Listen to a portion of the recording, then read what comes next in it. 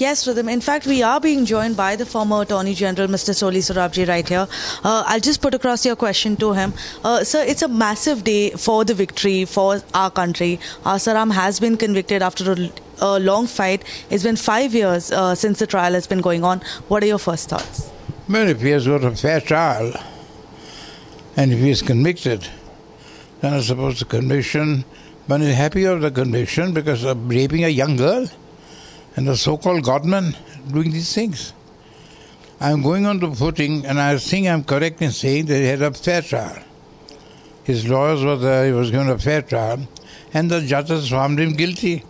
And this heinous offense, raping a young girl like this, I think on the contrary, he should be given the maximum sentence to set an example. What happens is godmen, they bring the name of religion into disrepute. And these men masquerading as godmen, they are really, if you ask me, really criminals, rapists. Absolutely, sir. In fact, sir, during this entire course of the trial, he tried to get bail almost 12 times. All of the 12 times it was rejected, 6 times by the Sessions Court, by the High Court, even by the Supreme Court. So what does this really talk about the merits of the case? How serious are the charges against him? And now that he's been convicted? Grant bail dena nahi dena has nothing to do with the merits of the case as such. That's a different matter. He has a right to apply for bail. He doesn't get to apply again. People are never accept any adverse decision. But now there is a full-fledged judgment. The court has found him guilty and has convicted him. And I don't think there is any cause now for his followers to say it's conspiracy and all that. That's all nonsense. What conspiracy? They should, on the contrary, ask him to apologize to the nation and to everyone for giving an impression. You see, he gets a bad impression. When so-called godmen do these things, what do people think? There's nothing in religion. Nothing moves these people. Just lust, just a passion for carnal pleasure. So in fact, a lot of his supporters and a lot of people who are actually defending him are actually talking about how this case has been made out into a media trial, and it's the media that's actually targeting Asaram over here. Now, with the fact that we have a conviction from the court itself, how does this actually play out against that argument? Media always plays up, but I don't think the media playing up any role in the judge's judgment, final judgment in convicting him. I think from what I've known, the conviction after a full and fair trial is good, well grounded in reason, based on evidence, and I for one, welcome it. Right.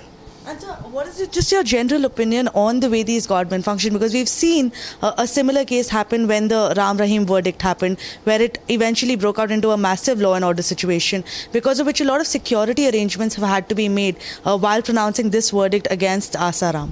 Well, it's a shame that you have to make security arrangements, which means people don't accept court verdicts and they might resort to violence, break the law, and that's why security arrangements.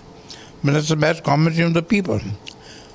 Once a man has been given a full and fair trial and is found guilty, convicted, then one should accept, subject to his right to go higher, to a higher court. That's a different matter. He can do that, try that. But still the conviction remains. There's no question about it. No question of his followers raising a hue and cry.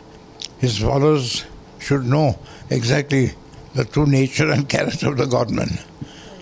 And sir, this is not the only case that is going on against him. We've seen multiple complaints come in after this girl actually went ahead and filed a complaint in a police station in Delhi.